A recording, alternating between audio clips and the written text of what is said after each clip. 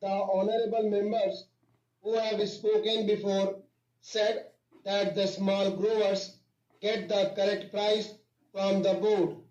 This is not so.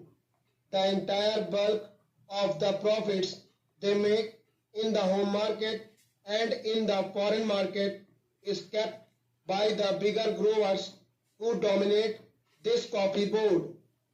The price they get is more than what they pay to the small growers. That is the complaint of the small growers. So it is not correct to say that the profits this board makes are equally distributed to the small growers. Hence, the conflict between the big growers and the small growers is increasing.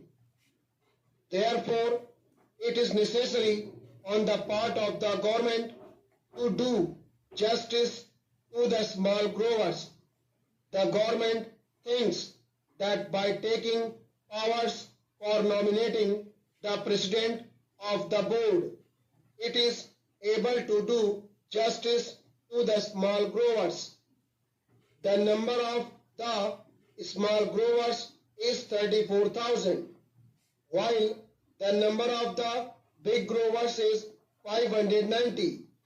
Most of the seats reserved for the growers in the last board were monopolized by the big growers.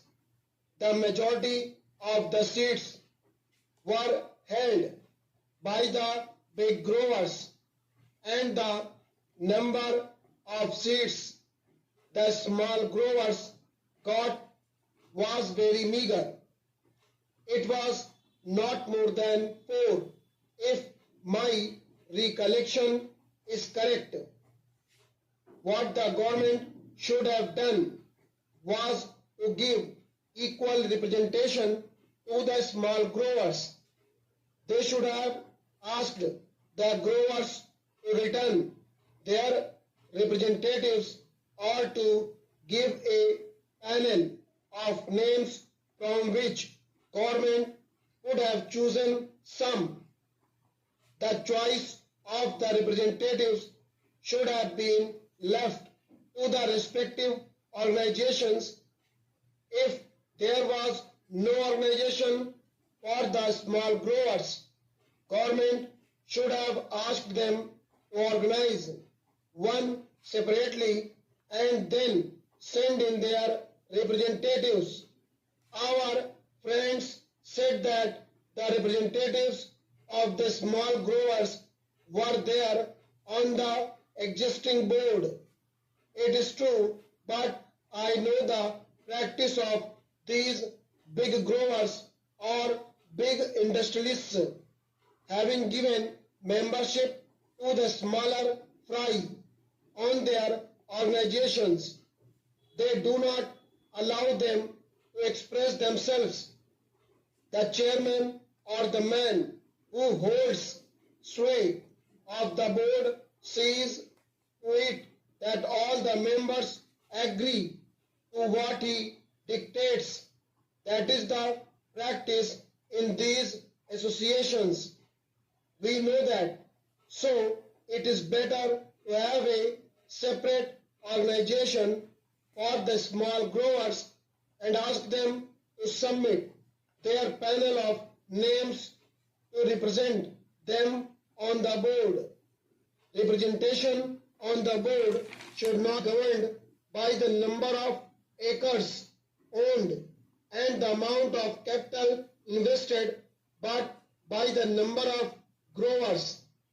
If this principle is adopted, the bigger growers will not be able to run away with what they want. In this connection, I would also say that instead of nominating the president, the government should do this.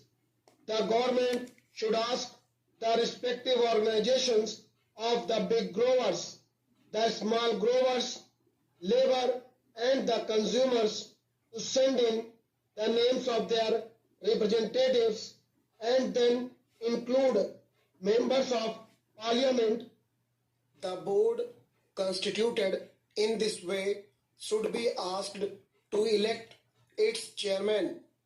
If this procedure is adopted, then the government can see that no big grower is elected to the chairmanship.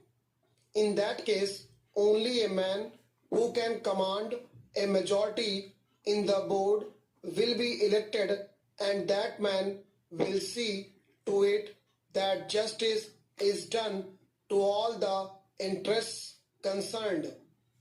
But here the government, in the name of taking over control of the industry, wants to bureaucratize the whole industry. I don't think that by bureaucratizing the board, the government will be able in any way to help the industry to develop or to bring about better working conditions for the labor. One member in the select committee said that no representation should be given to labor. That is the attitude of the growers. That is the attitude generally of all employers in this country. But is it just on their part to deny representation to labor as well as to the consumers? Certainly, the rights of these people should be recognized.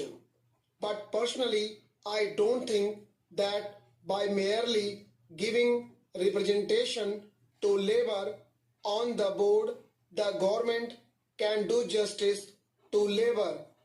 It is true that the minister in the select committee, as well as in his reply to the debate in the other house, said that the working conditions of labor were very pitiable and deplorable and should be improved.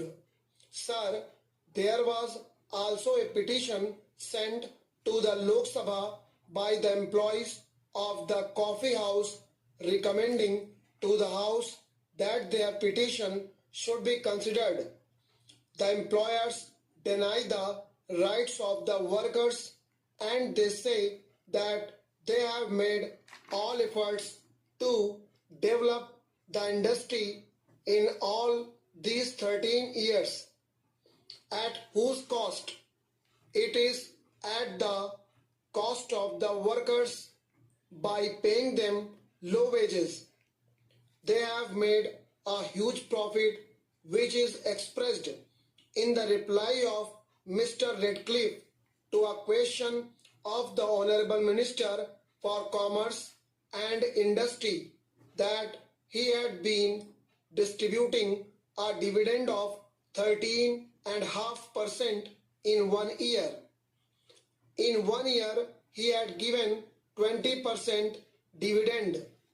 In another year, 27%, and in yet another year, he gave 19% to his shareholders. At the same time, this big dividend is after deducting the expenses, including depreciation, taxation, reserve fund, and reserve fund to capital invested. Apart from all these, they have made a net profit so as to distribute an average dividend at 13.5%. Can anybody imagine that such an industry should be allowed to distribute this high dividend at the cost of the poor labor who actually produced this profit? Certainly at the cost of the poor labor and the people, they have got this profit. The coffee houses are getting coffee at the rate of rupees 210 per kilo. At the same time, how do they sell coffee there? Stop.